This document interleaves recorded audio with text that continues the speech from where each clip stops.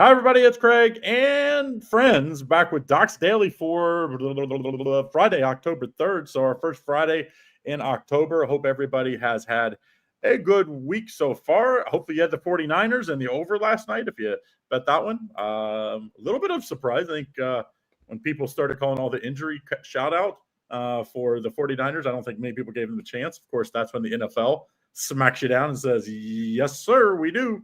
But it is October 3rd, and we've got a couple free plays for you for today. If you have questions on games, make sure you get in on it. Of course, if you are a new customer, we got a free $60. Check us out. How does that happen? Very, very, very simple. You go to docsports.com/free60. It'll get you a free $60 account to check out our absolute top plays, which are $30 per capper per sport. So like today, if you like the CFL, I do have a top play CFL, so does Griffin. You could get them both, $30. Make sure you get in on that. And of course, if you want to get in on the premium levels here at YouTube, we do have 3 levels. We have Indian Cowboy is level 2. I'm level 3, and level 1 is Lenny. So it's $4.99, $19.99, and $49.99. And if you get the $49.99, you get the first 2 levels thrown in. That's per month, by the way. All right, let's get right to it. Robert, I saw you had a ridiculously big card. I was going through it. I couldn't even count that high. How many plays we have for football this weekend? Stupid. Too many teasers, I think. But I really like, I don't even know the hat. Yeah, Real Joe Beef. You remembered. Juice Check came through for us yesterday. I don't know the actual total number of plays. I didn't count them. But I do really like this weekend's card. Last week was a big underdog weekend. A lot of home dogs cash. A lot of underdogs outright. I actually think it's going to be the opposite this weekend. Like, I'm laying a lot of big points in games, which is not something that I normally feel comfortable doing. But I think we're going to see a bunch of blowouts this weekend in college. Yeah, I thought last weekend was, there was just some unbelievable. The Alabama-Georgia game lived up to hype. The Oregon, Penn State. Those are 2 games that both came right down to the wire. If every game was like that as far as top 25, I think the ratings would even go up farther. Maybe not quite the premier matchups this weekend, like as far as, maybe the top tier end. But I still think there's some nice games out there. Before we get to it, I want to give the props for the teams that moved on in the wild card. Nick, your Cubs found a way. That's just survive in advance, What do you think of their chances next round here Saturday, right? They play tomorrow, right? You're talking to a Cubs guy, so I love their chances, obviously, with plus value here. But you got to give credit where credit's due in playing in Wrigley, a day game. It's a different atmosphere there, and I think they got the best out of the Padres. So it was good to see them move on, and the Detroit Tigers. Shout out to Lenny's Tigers there in the background. They moved on as well, and a lot of people thought Cleveland was going to win that game. And the bats came alive for the Tigers, so good for them. 2 teams that, probably weren't expected to make it out of those wild card rounds did. So we'll see how they play against the Milwaukee Brewers here tomorrow. I want to get your take, Robert. Blue Jays, Yankees, Blue Jays with the rest. I actually think it hurts them. I think the teams with rest have, I just don't think it's positive. When it comes to baseball, it's a hitting sport. Anytime you're hitting something that's moving, it is very difficult to be able to keep that same, that you've done every day since the All-Star break, or really since spring training. You had the All-Star, a small break for the All-Star break. But to me, is this a positive or a negative for Blue Jays Yankees there? It's a negative, but I'm not going to blame it on the few days off. I just think the Yankees they've been playing really good baseball for the past couple of months, really. They went in that massive lull in the middle of the season, but since mid-August, they've been one of the best teams in baseball. I think they've won 1, 2, 3, 4, 5, 6, 7, 8, 9. They've won 10 out of 11 games. That momentum didn't carry over for Cleveland, so it's not, a hard and fast rule. But right now, I just don't know that there's anyone in the American League playing better. Maybe Seattle playing better baseball than the Yankees. So if they come through and roll through this series, I think it's going to be more about that than it is about Toronto having the few days off. Now, again, I'm going to stick with my prediction in the National League that Milwaukee is not going to come out of the National League. They're going to lose one of these first 2 series. They do have the easier of the draw. That Philadelphia Dodger series is going to be a bear. Well, look, I like your Cubs, Nick. I do, but I'd rather play them than the Dodgers. I agree. I agree. Do you I do think that the Cubs have the advantage here, just because I think Milwaukee kind of shot their load in the middle of the summer. And we've seen it so many times where the team that had the best record in one of the two leagues loses their first series. So don't be shocked if that happens. I see Gossman for the Blue Jays. I don't see who the Yankees are going to pitch. Obviously, you have to win. You have to survive in advance. And so they kind of, you throw what you have to get past the wild card game. But it makes this a tough matchup, I think, because I'm guessing they're going to the bottom, either bullpen type game for the Yankees. Also for the Cubs, right, as well. They'll start Luis Gil, right? I mean, that's who I would go with if I were them. I thought he's looked really good. I was surprised they didn't announce it already. That's what I was like. Are they going bullpen here, or what are the what's the? I definitely don't think they're going bullpen. They have two decent options with Hill and Warren, and Warren has pitched more this year. Hill is coming back from injury, so I think that is like the issue that they're debating between. But I would go with Hill. I just thought his stuff is a little bit better, and I feel like Warren can fill more roles for you as that long man bullpen guy, stuff like that, versus Hill, who again is still kind of working his way back. So that's who I would expect it to be. And no matter who they announce, I think that number is going to go up Toronto's way, even though the majority of the public will be on the Yankees. Well, I do think like Fried will pitch game 2 for the Yankees. Like that'll be his normal rest.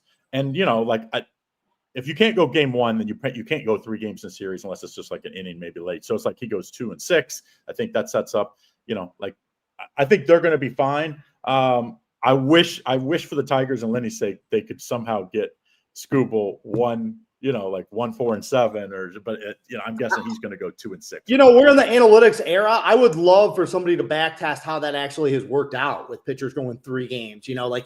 We're all baseball fans. We've been watching baseball for decades here, so we think of it that way. But I wonder what the actual numbers are of guys pitching 3 games in a series or coming on short rest and stuff like that versus it Sabathia? Remember Sabathia when he was with the Brewers? He got traded that year. Didn't he go 3 games? He pitched like every 3 days for like 3 months. He made like 28 starts from August 1st on, and he was unbelievable. But that's the thing. Like those are the outliers, right? Yes. Like I think I think 2 games of Skubal at like peak Skubal are better than 3 games of average Skubal at this point in the playoffs. The only advantage is if it goes 7, if you use them in like 1-4, 1-5. Is that, maybe game 7, he can come in and give you 1 in relief, like in a real stressful type situation. But I don't think there's any way with him starting game 1 and not just starting 1 game. He was all out. I mean, he was all in and what he did. So I'm super excited to see how these matchups work in MLB playoffs. If I'm picking series of the one I think that wins the easiest, I kind of think, I hate to say this, I think it's the Brewers. I do think the Brewers are up against it when it comes to next series. I think they'll be a pretty big underdog against the next series.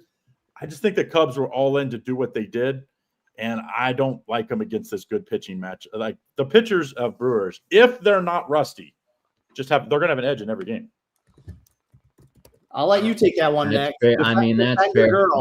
That doesn't mean you'll win, by the way. Just because you have a pitching edge doesn't mean you win. Like, how many times did we see Skeens this year get a no decision when he was like unbelievable through 5 or 6 innings? So the Brewers do this every single year, though. They get themselves in this spot. They're favorites, and they crumble here in the playoffs. The trend's your friend. Don't go against it. Ride my Cubbies here. Come on.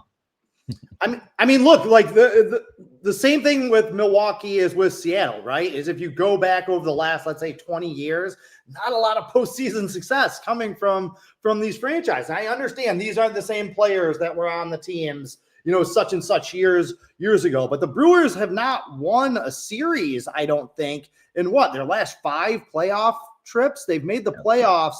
This is now 6 out of 7 years, and I don't think they've won a playoff series. They lost in the wild card round 4 times, and they lost in the NLDS 1 time, and I think that they had the bye that year. So, same thing with Seattle. Like, I kind of like Detroit, and I kind of like Chicago with some underdog value just because they're going up against teams that have not had postseason success. It's like all those years when the Twins used to make the playoffs, right? Like, and then never win a series, no matter how good their team is. Seattle and Milwaukee both have to show it to me before I'm going to be a believer. Seattle, I'm a little shocked they're this big a favorite because there was no hotter bats in baseball since All-Star break, and now they took a week off basically, and you're facing a team that's been having to fight for their life. They were fighting for their playoff life until the last day basically of the regular season. I just think, it's one thing when you have big starting pitching edge, which I do think the Brewers, like Peralta versus anybody else the Cubs are going to pitch, are going to be huge.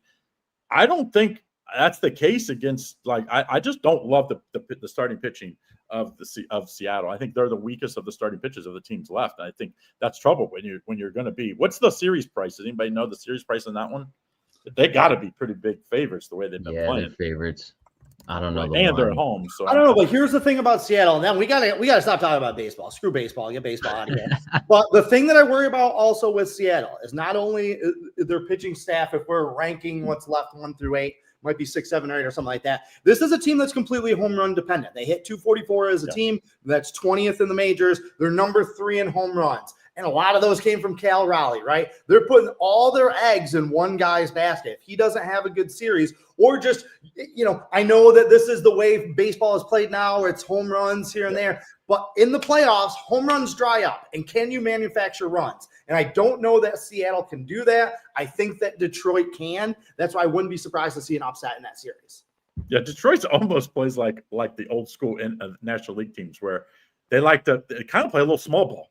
Which I like during the playoffs, like you said, because every once in a while you'll see a game where teams hit 3 home runs and they're just the outlier type games. I just don't see that more often than not. A lot of games come down to, can you hit with guys in scoring position? Can you move runners over? Yeah, can you advance base runners? Can you take extra bases? Can you go first to third? Can you, the little things add up in the playoffs, and I just don't know that Seattle's that type of team. It's almost like Detroit now has the monkey off their back too.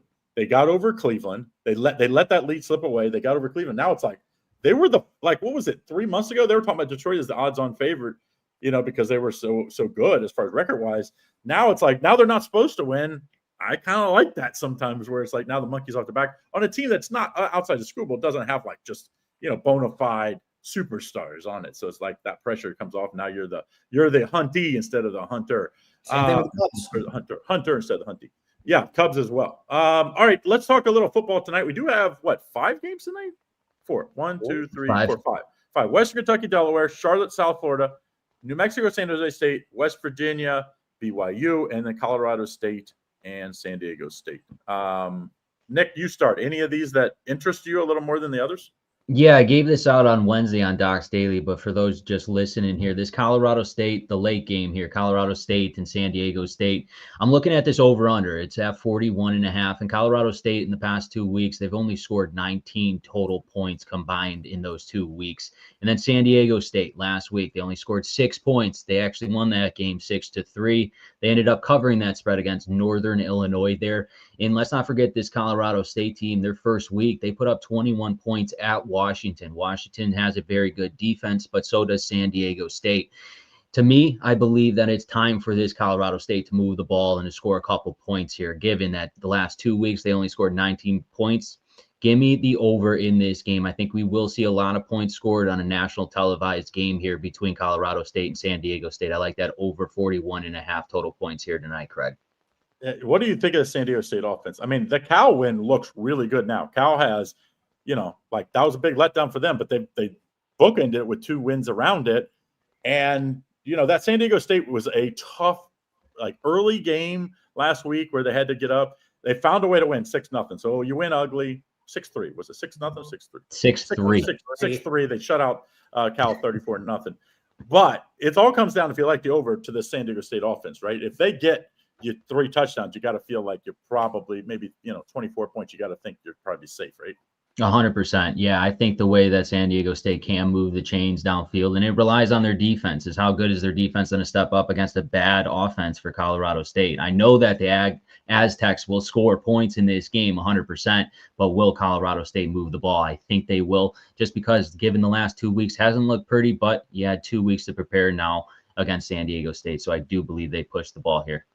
It's one of the lowest totals of the week, right? 41, I believe. I think it's the lowest total of the week. And 41. For, like you said, midweek games, usually people bet the over, so it kind of gets, pushed up. Usually, I wish Raphael was on. This probably should be 40, to be very honest. But because it's a midweek game, public loves betting over. So we really haven't seen a whole lot of push on the over, which is kind of a little surprising. Robert, what do you like outside of this one? Any other games you like? Yeah, I actually have plays in 2 of the games tonight, including the Charlotte South Florida game.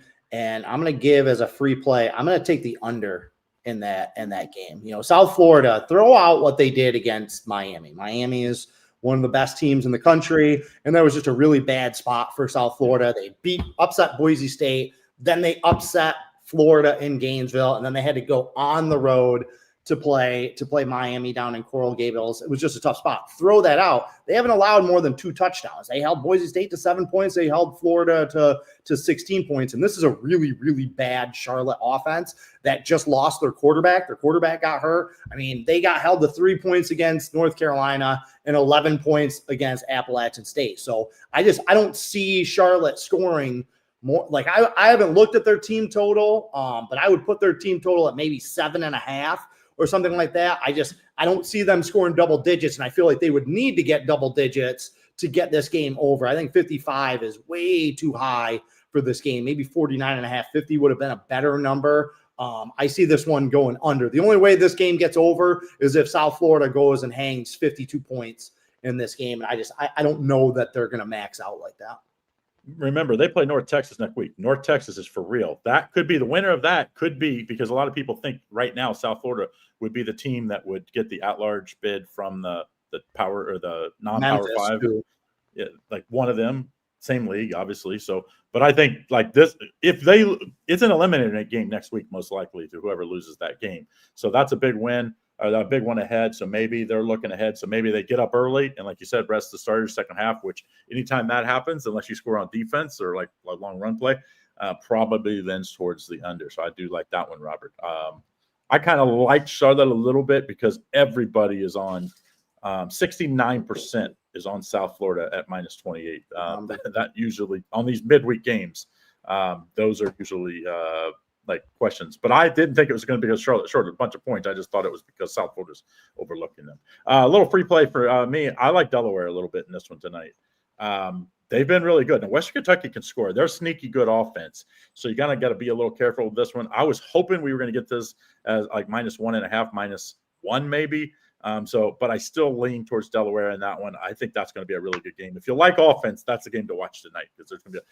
If you like defense, or you don't like teams that score much, watch West Virginia, because like that offense is going to struggle tonight. BYU is pretty good on defense. I thought BYU was going to slip up last week because they had this midweek game. I thought maybe, at Colorado, at the air, I thought in the thin air, I thought they found a way to win. I think maybe there's a little hangover tonight. So a lot of people on BYU, though, Robert. It's, as we look at it, 62% on BYU at 18.5. You don't see Big 12 games at 18.5 very often. I'm seeing 20. I'm seeing that number has moved up at a lot of books too, because of all the action. I mean, who the hell is holding a West Virginia ticket right now? Who's rushing to the window? They don't know who their quarterback is. They're going to have 2 or 3 different quarterbacks. Can BYU score? Right? Like West Virginia is going to move the ball a little bit. Rich Rod's offense on the ground, they are going to move the ball between the 20s. You got to figure that you're going to get 10 or 13 points out of West Virginia, even against this top 5 BYU defense. I still think West Virginia gets 10 points out of here. Can BYU score enough? Can the freshman Bachmeier do enough offensively to stay ahead of the number? That's the whole question here. Yeah, when BYU's what was that, Ritzcloff or whatever that kid that transferred to Tulane, Left. Yeah. I thought when he left, I thought this might be a BYU team that would maybe struggle early in the year. It has not been the case. Once again, that last year, I don't know, maybe it was even 2 years ago, they've had hot starts. So 4-0 straight up, 3-1 against the spread. The ECU game I thought was a trap for them. I thought they might lose that one. They went across country, took care of business. So I mean, do you have to kind of give BYU? Now, BYU hasn't faced Arizona State. We haven't faced Arizona, Iowa State. So all the teams that are with them at the top of the conference, they haven't had to face any of them yet. We'll see how when that comes to it. But for me, this is more about fading West Virginia than it is about liking BYU. Like, I'm with you. I don't like BYU when they get into the real meat of that Big 12 schedule, but I just think West Virginia is a really bad football team. They've gotten blown out the last 2 weeks against Kansas and Utah against real competition. I think BYU, for what their long-term value is, they're real competition. I got to see West Virginia actually like play in a game like this and keep it close before throw out the Pittsburgh game. I watched that Pittsburgh game. Yeah, like Pittsburgh threw up on themselves. There were wide receivers running all over wide open in the secondary that Holstein was just missing. Turnovers, rivalry game, just kind of nonsense. Like, other than that, they lost at Ohio. They haven't played well against anyone, really. So until I see it with West Virginia, they're strictly a fade. Bet against them every week. If you want to say like look ahead spot, listen to BYU schedule next 3 weeks. No buys, by the way. Arizona at Arizona, Utah at home, at Iowa State the next 3 weeks. I mean, those are all going to be fighting for the top of the conference. So we're going to know in the next 4 weeks, well, including this week, so 3 more after this week, if this BYU team's for real. And kind of these other teams, they're obviously facing each other. So it's like the Big 12 is, as much as I think the SEC is wide open, I still think this year. I think the Big 10, we kind of know the 3 or 4 teams that we're coming from. But, man, the Big 12, it's like there's 5 teams that can all win, and I have no clue who is going to win at this point. Okay, let's talk about that Iowa State-Cincinnati game. So I would like both of your opinions on that. The Iowa State, red hot, undefeated, ranked in the top 15 in both, underdogs on the road against Cincinnati. Was that a stay away for you guys, red flag for you guys? What's your expectations there?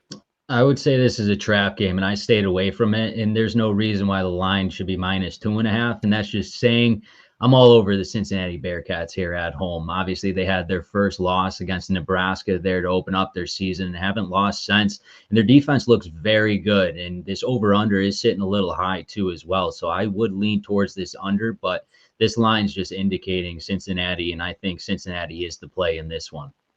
Well, they didn't stop anybody last week against Kansas. They just outscored them. It was like Kansas did whatever they wanted. And Kansas might only punt it once in the second half in that game. It was like just – now, you don't usually beat Iowa State like that. Like, you're not going to just score every possession. So Cincinnati's going to have to find a way to get some stops. I just keep going back to that Nebraska game to Cincinnati. I mean, they had Nebraska. They kind of like did what they wanted in the second half. They had the ball to go tie the ball at the end. I still don't know why he was trying to aim for the end zone. They still had timeouts. They had plenty of time to go, and he just kind of got greedy. I think that loss gives Cincinnati value because Cincinnati would have won that game. Like last week, it probably would have been a pick'em game. This week, they'd probably be a bigger favorite because they'd be undefeated. So it's like I think this Cincinnati team's still a little undervalued. They just going to have to find some stops, though. And I will say, Nippert Stadium, I'm from Cincinnati, have had season tickets my entire life. Family's been boosters to Cincinnati, so I would be a little – but I'm not usually at football. It's more basketball. But I think this team might be the best team since the Luke Fickell, like once Luke Fickell left. So I was kind of hoping Satterfield would lose and then Fickell would lose and we'd get Fickell back. I don't think that's going to be the case now. I don't think Satterfield's going anywhere. I think Cincinnati's going to be even if they lose this game, I think they're going to be a team that's going to be in every game this year because it's just like the Big 12 is – the top 7 teams in the Big 12 are basically just carbon copies of each other. They're all about the same. I love Cincinnati this week. They were if I did my preview, my Big 12 preview at the beginning of the season, and they were my undervalued team. They were the team that I thought was most undervalued. Now I like them more in that underdog role because I think they're undervalued. But here, the public sees that number next to Iowa State's name, and they are just flocking to them. Over 2/3 of the bets are coming into Iowa State. I think the public is walking into a trap here. I think the Cincinnati team is better than people think. And don't forget, like Iowa State, good team. Like I'm not gonna knock them. They're a real good, tough football team. They've only played one road game. That game in Dublin was neutral site game that they won in the last second, but they only played one true road game. That was against a bad Arkansas State team, and they weren't very good in that game. They won that game 24-16. So I think that they should be on upset alert here. And the fact that Cincinnati is favored, that was all I needed to see. So that one is definitely on my card. this week. What do you think about that? I was worried. I as a fan, I'm worried. You know what I mean? Like when it's your team and you like them. I liked them a lot more. Like you said, as an underdog last week, I was like, yeah, I really like them because I thought they could lose and still cover the 3. Real Joe Beef, you read my mind. Maybe we can get to that one in a minute. But first up, Nick, Illinois let down this week at Purdue, or this is another sandwich spot, Robert, for you, because why? Illinois has got to play Ohio State next week here, and after their big victory at home, a bounce back game after getting embarrassed on the road against Indiana, come back home and they have a nice drive. Altman absolutely looked cool, calm, and collective in the pocket there, something he didn't look against the game in Indiana. But now you go on the road here to Purdue. Who in their right mind isn't taking this Illinois team against a Purdue team who's awful, just lost by 20 points against Notre Dame last week? I'm taking the points with Purdue here. Why? Because this is a sandwich look-ahead spot for Illinois that they know they're playing Ohio State here next week. Give me the points with Purdue at home against Illinois in this one, Robert and Craig. That one's also on my card, so we're again. But the one thing about Illinois, though, that I do think they're full of veterans. Like this is not a team that had like the transfer portal helped them a little, but they were a team that are a lot intact like last year. So I do like teams like that don't look ahead because they're veterans. They know what it is. What happens when you look ahead? Now, do I think Purdue's a lot better this year? Remember, Purdue almost beat them last year, by the way. Yeah, should have beat them. Yeah, it was overtime 49, multiple overtimes. Right? Yeah. So like that could that helps you not look past the team because Purdue was way worse last year than this year. They're way better. Purdue has beaten them 4 out of the last 5 meetings in the season. So that can both ways. You can both. You're not overlooking a team that beats you all the time. So I will say anytime you got Ohio State, you got Penn State, Oregon, and you're the big team next, you definitely are like, hey, how can we just get through this game and win? Just survive and advance. Because if you're Illinois, even though with that ugly loss at Indiana, if Indiana keeps winning, that's not going to be that bad a loss other than it was lopsided as far as the end number. But a loss is a loss. It's like if they can find a way to beat Ohio State and win this week, it's like all of a sudden they're going to be in the playoff hunt. Yep, I could see them racing out in this game, getting up like 21-6 or something like that, making those people feel comfortable that it's going to be a blowout. But then just slowly but surely, that Barry Odom Purdue team. Remember, Odom, first year with Purdue, he came over from UNLV, completely rebuilt that program, was real good as an underdog in his time with the Rebels. So, like Nick mentioned, it's just a really tough emotional spot for them after the Indiana game, which they had circled, then the USC game with big noon kickoff and all that stuff there, and then Ohio State next week. So tough to cover double digits there. Yeah, what do you guys make of that Texas Georgia line? I saw 4.5 at some books even today. That's a huge drop in that one. I don't know what Texas, Georgia. What is Georgia? I don't know. No, not Georgia, Texas, Florida. Oh, Texas, Florida. I got a premium on that. You gotta like Florida, right? This is like, Billy Napier's might as well literally have his resignation all typed up, and if we lose this game, especially if it's ugly, just go turn it in because he won't make it out of this game. He won't make it out of this weekend. Yeah, if they lose, he's fired on Sunday. Now maybe the players don't like him, so they don't play. They don't get up for it. You'll know right away if the players want him to be there because you're going to see maximum effort, or you're going to see them mailing in. I don't know what Texas is. Outside of Ohio State game that they didn't really play until the fourth quarter, basically. What do you believe in? What do we know about Texas? Is Manning still he's awful. He's a guy that can go to an NFL this year? He's awful. No, I do not think that he is an NFL caliber quarterback. I think he'll stay at Texas for these next couple of years. I think he's terrible, bad. Really bad, seriously. And I didn't, I wanted him to be good. I don't want to say I was on the bandwagon, but I believed some of the hype. I was like, oh, he's probably going to be really good this year. And I've seen enough of him to be he sucks. He is a mid-tier. But my question in this game is not. That's why I like Florida, right? My question is, can Florida score? Because I think Texas's defense is the truth. I think their defense is absolutely legit. And Florida, their offense has not looked good in any of their games. Can DJ Lagway just just don't turn the ball over, right? Like they lose 20-10 to LSU. He threw 5 friggin' interceptions in that game. If he only throws 3 interceptions in that game, they beat LSU. So can you just actively not work against your team, DJ Lagway? Because I do think that Florida's defense is good enough to turn them over a little bit. And as Craig mentioned, this is it. This is the Alamo right here. And it's good that it's Texas because this is Florida's Alamo. This is Billy Napier's Alamo. He's got to pull this upset here. And this was my free play I gave away in the newsletter. This is also on my card. I got it. I bet it myself at 7.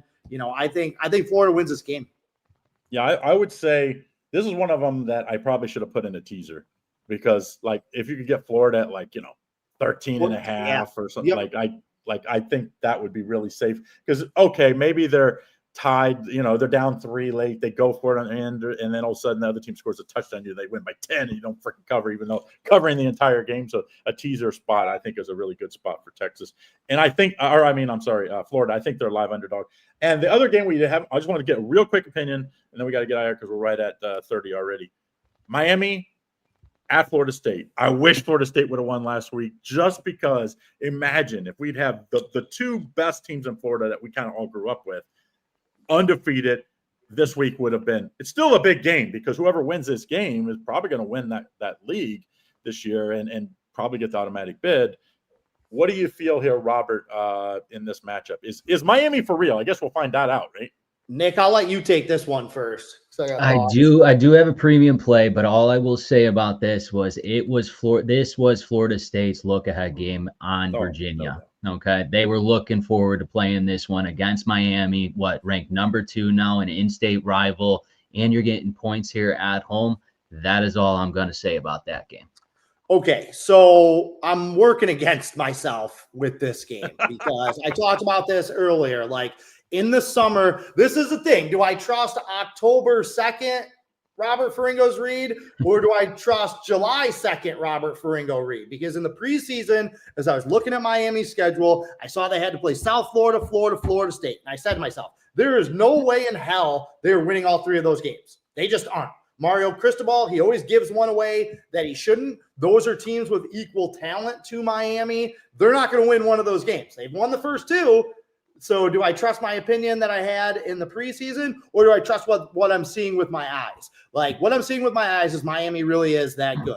They haven't been that as good as everybody wants them to be for 25 years. But when I see them, they have the best offensive line in college football. That is what I have seen. They physically manhandle that sets up everything. They can run on everybody, and they're protecting Carson Beck. So that offensive line is number 1. Their defense is number 2. They got a top 10 defense. They got dudes all over that defense. Now, I like Florida State. I do.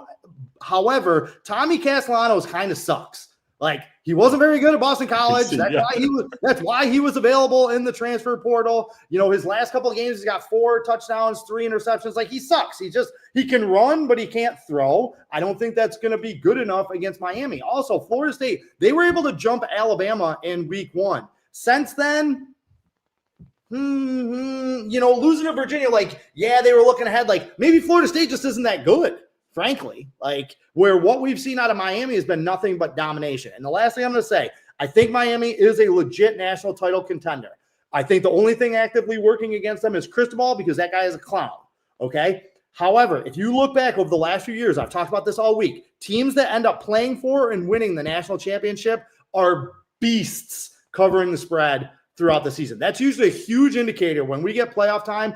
How have those top tier teams that are facing inflated numbers every week and beating those numbers, those are the teams that are for real when it comes to winning the national championship. All Miami's done is cover the spread so far this year. So until I see them I feel like I got to ride Miami here. And it's an against the public play. Like everybody kind of likes the home underdog here. I feel like this number is kind of begging you to take Florida State a little bit, right? Hey, you're getting them at home in 4 points. Now, I say that maybe Florida State wins, maybe it comes down to a field goal. But for me, I feel like I got to ride Miami now. I'm just glad that other than Florida, the Florida teams have started to step up again back like what we remember early 2000s when, Miami was so good. And it's good for college football when we see not just Alabama, Georgia, Ohio State, like these teams being good. Now it's spread over a bunch of teams. Florida's teams are starting to keep those guys home again, which is all you got to do if you're in the state of Florida. Get the right ones to stay in the state of Florida, and those guys are going to be good. All right, so that's what we have for Doc's Daily today. Don't forget, on Saturday, 11 o'clock Eastern Standard Time, one of the maybe the best Doc's Daily show we do every week. And it's a lot because there's a lot more of you guys wanting to answer questions and answers back and forth. So it creates great content for us. So they'll answer all your questions. You just have to tell them what games you want them to talk about. They'll answer what it is, as long as Griffin doesn't have a top play in the game. So make sure you get in on that 11 o'clock tomorrow. It goes right up to game time, and that's Eastern Standard Time. Don't forget, get on that free $60 account. Link is in the description, docsports.com/free60 for new customers. And make sure you get in our top plays for the week. I know I have 8 plays between Saturday and Sunday, NFL and college football. And I thought I counted 25 for Robert. I just went through them real quick. I might have missed one. It might be a couple more than that. So you get a bunch. I got too many teasers. I'm falling in love with those. But yeah, just side plays. I have over 20 side plays. I like a lot of games. But again, they're 1-2 unit plays. Right. Like it's you all have about 2 strong plays between Saturday and Sunday, right? You have two really strong plays. Yes. And then there was another one that is a 4-unit play in college. I was really debating making that a much bigger play. And my play on Sunday, if I wasn't coming off a losing week and if I hadn't already lost an 8-unit play, my play on Sunday would have been my 8-unit NFL game of the year. I like it that much. Yeah. So get in, Nick. How many you have between Saturday and Sunday? You have one tonight, right? I saw one tonight. No, nothing tonight. I got a 3-pack both Saturday, Sunday, 6 plays total there, coming off of 5-1. So it's $99. $99 for a week for the football pass. That does not include Canadian football. I know some people messaged me last week and said, "Hey, I bought your football pass. I don't see your 7-unit." Canadian football that I have tonight, it's 7 units, but it is not included in our football pass. The football pass is just college football and the NFL. CFL is its own sport here, just so FYI. All right, guys, that's what we like for today. Don't forget, hit that thumbs up, hit the subscribe button. Don't miss out on all the stuff we do. Thanks again for everybody joining in. I'm at the beach today, so if you can see out the window, I pulled a little Robert. We're down here over east of me, Ocean City, Maryland, for a 3-day music concert, leaving here in 20 minutes. So I'm jumping in the shower and headed out. So if you do see me, you're one of the 65,000 with me on the beach here. Listen to Carrie Underwood and others tonight. Say hello. Good luck. We'll see you again tomorrow.